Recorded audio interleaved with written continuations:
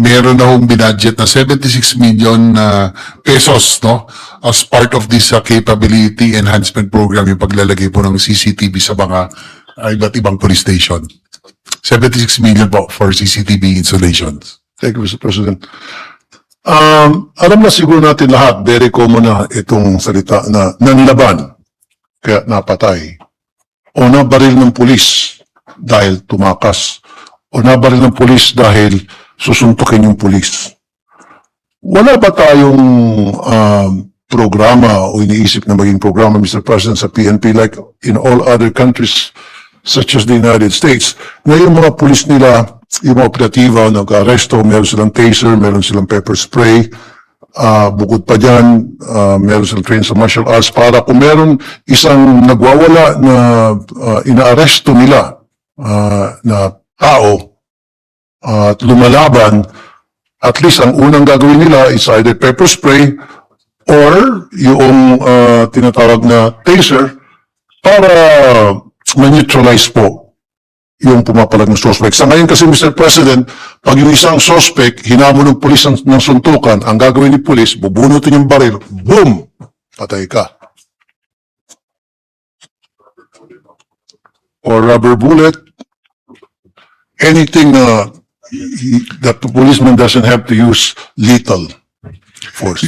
Your Honor, Mr. President, according to our DLG Secretary, meron ho kasing issue ng sa human rights yung paggamit ho ng mga tracer and mga pepper spray. But according to our NAPOLCOM Executive Director, that they are now deliberating on it. Maniwala ka sa human rights na yan.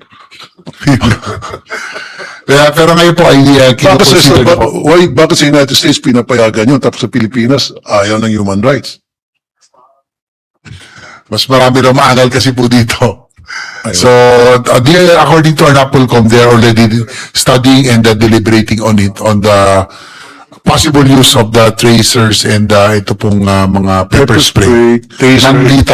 Non-lethal weapons, Your Honor. Very important yan at kung kinakailangan natin budgetan natin bawat PNP operatives tungkol dyan, para mabawas-bawasan naman yung mga taong nababaril dahil sabi ng labang kahit hindi naman. Or talagang totoo naman na nalaban, yung pulis inabot ng takot, tao lang naman siya, alam niya yung tao na yun, may dalang bakal o kahoy, pupukpukin siya. Anong gagawin ng pulis? Nakakaya naman tumakbo.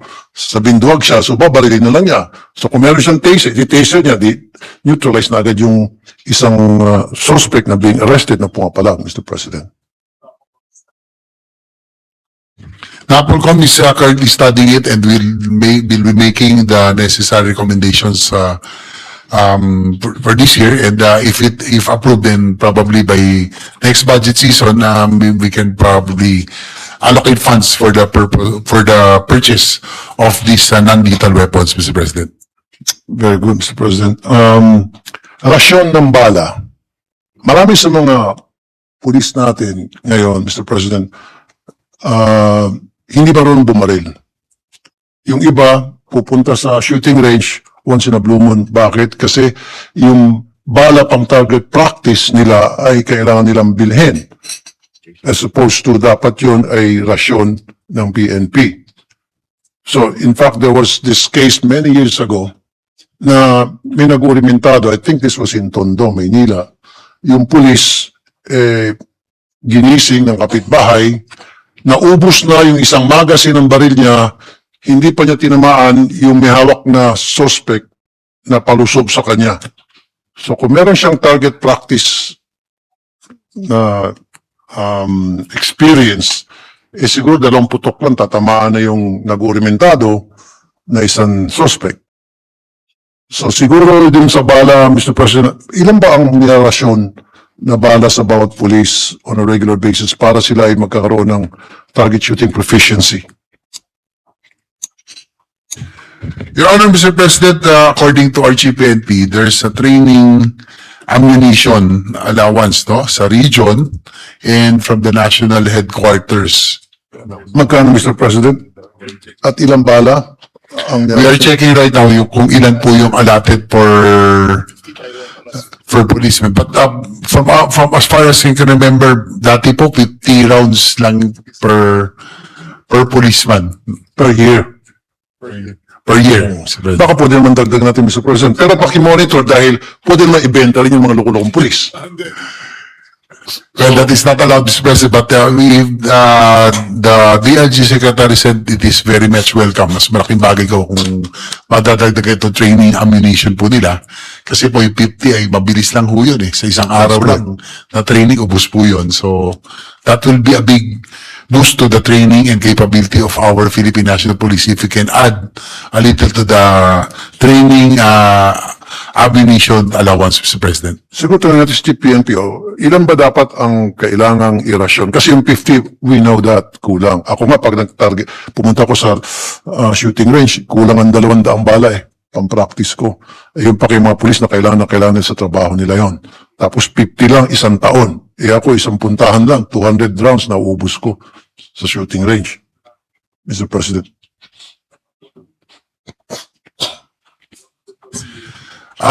Mr. President, according to our DLG Secretary, recommendation is about 100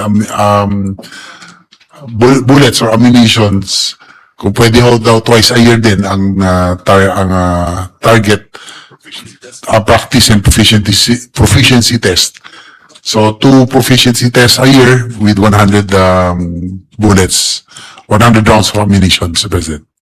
Thank you, Mr. President. I don't know kung ito ba sa Napolcom ko i-address, but anyway, sasabihin ko na rin ngayon and then ulitin ko sa Napolcom. There were so many instances in the past na nakarating na sa akin, yung mga pulis na nagwalang hiya, na maril ng bugbog, etc. And then, mabagal kasing Napolcom. Mabuti pa yung snail, mabilis pa. Pero yung investigasyon ng Napolcom, sobrang bagal. Siguro nung panahon to, ang nangyayari, napopromote pa. Sumasakit yun para sa mga biktima o relatives ng mga biktima, yung napatay ng pulis o na-rape, na bugbog, from sargento naging tiniente.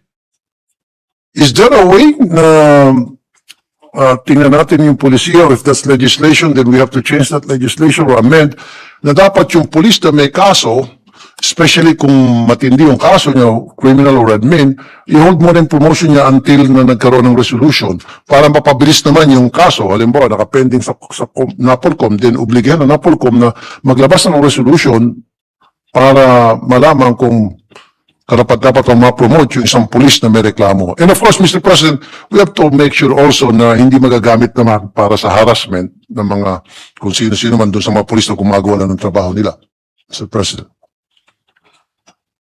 Mr. President, actually, there are, before the DLG Secretary and the President Napolcom Executive Director took over, ang backlog po ng Napolcom was about 4,000 cases. Now, currently, there are about 200 pending. Tapos po, naglagay na ho rin sila ng prescriptive period na from the filing up to decision, 60 days lang po. Kaya nga po, ano na lang, their target to zero backlog by December, Mr. President. 60 days na lang. 60 days po, from filing of case hanggang sa resolution. Yan yung bagong ayun, That's a new ruling. dati kasi 6 years. So ngayon 60. May 35 years pa nga daw. Okay, very good. Thank you for that, Mr. President. Now, tapos na tayo sa PNP. Let's go naman sa BJMP, Mr. President. Ang unang tanong ko, Mr. President, sa BJMP, just like my first question sa PNP, magkano po yung budget ninyo per inmate per day para sa meals nila? At present, Mr. President, 70 pesos ang budget per inmate. But starting next year, with our intervention, Mr. President, Your Honor, magiging 100 pesos. So an increase of 30 pesos po per day. Tapos meron pa hong medicine na dati 5 pesos, ngayon po ay 15 pesos, naging 20 pesos na po ngayon. Okay. Tatanungin ko sana yan. Pero sige, punta tayo sa medicine muna. So 20 pesos per inmate per day para sa medicine o per year? Per day, Your Honor. Per day. So paano kung hindi nagkasakit yung inmate? Paano kung healthy yung 100 inmates doon? Hindi nagkasakit. So ano mangyari doon sa 20 pesos per day for medicine allowance? Your Honor, Mr. President, according to our DNG Secretary, that's average. So talagang ginagamit lang ho talaga doon sa mga nagkakasakit. So average po yun. Na Kaya nga per 20 pesos a inmate, day. di ba?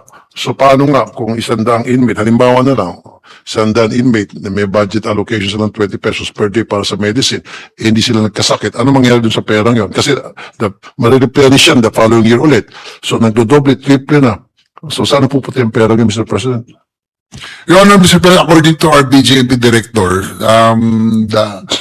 because of the high cost of medicine, nako-compensate lang daw halos no? Dahil nga may ibang mga gamot na binibili para sa ibang inmates for different maintenance, halos nako-compensate lang daw. Hindi pa rin, Mr. President, eh. I mean, hindi pa rin nasa-satisfy yung question ko dun sa answer na nakukuha ko from the BGMP. Marami pong mga inmates na hindi nagkakasakit. 1 taon hindi siya magkasakit o sila hindi magkasakit. So kung sabihin natin 5 taon din nagkasakit yung inmates, so 20 times 5, 20 pesos per day times 365 days times 5 years. Wow! Thousands po yan. So saan napupunta po yun? Your Honor, Mr. President, currently there are about 115,000 inmates sa BJMP, and they spent about 2.3 million, 1.7, almost 1.7 million a day for medicine, Your Honor, Mr. President. 1.7 million pesos a day for medicine. And what are those kinds of medicines, Mr. President? 4 years. Lumalabas po mga 7,300 pesos per inmate per year. And all these are accounted for, Mr. President? Okay. According to our, yes, the secretary is nodding and he said, and it has passed the COA's scrutiny, Mr. President. Okay, thank you, Mr. President. Balik tayo sa meal, Mr. President. Magkano per meal ulit? Per day? At present, 70 pesos per day, Mr. President. Kasi nga, Mr. President, nakarating naman sa akin ng mga sumbong na kangkong tapos yung kanin, napakakunti. Kuminsan, bihira sila makatikim. Salamat kung tikim sila ng chicken o karne. Kumbaga, piyesta na pag meron karne o chicken. Kadalasan, gulay-gulay lang. Siguro, hinarvest lang dyan sa tabi-tabi ng BGMP. Bakit yan, Mr. President? Your Honor, Mr. President, At kailangan pala, Mr. President, again, bumabalik pa sa PNP, yung mga dalaw, dumarating na may dalang pagkain, doon lang sila nakakain na maayos at nabubusog. Otherwise, on their own, Mr. President, hindi sila nakakain na maayos dahil wala nang binibigyan na pagkain ng BGMP, Mr. President. Mr. President, according to our DNG Secretary, ito pong 70 pesos ay ito po yung budget no nung na ilagay na, kaya lang po nagkaroon ng inflation, of course tumaas yung bigas ng ilang beses, mga bilihin, kaya po na dumit na dumit. That's why they have proposed an increase for next year na binigay naman po natin na dagdagan ng 30 pesos to cover yung inflationary cost o yung pagtaas ng presyo ng bilihin para mas maging maayos po yung pagkain po ng ating mga inmates. Okay, Mr. President. So, ang sa akin lang sana, ayoko na po makatanggap ng reklamo again sa programa ko na paglabas ng mga inmates, kuminsan ayaw naman magsalita, ako na namimilit. Ibubulong ko, huwag ka mag-alala, hindi ko naman sabihin to. Marami na nagsasabi sa akin, Mr. President, na halos wala silang kinakain doon sa City Jail. Sila po, pag may mga dalaw, magkukontribute sila para makabili ng pagkain nila as a group, Mr. President. Otherwise, kung sarili lang nila, kanya-kanya silang pagkain na rasyon ng BGMP, it never happened, Mr. President.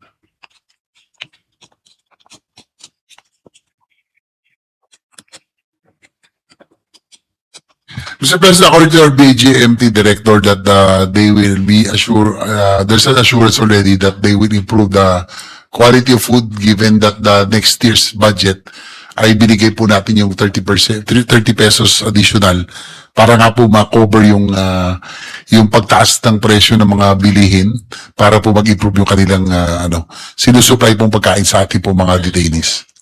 So, therefore, Mr. President, I would also suggest, tulad ng sinuggest ko sa PNP,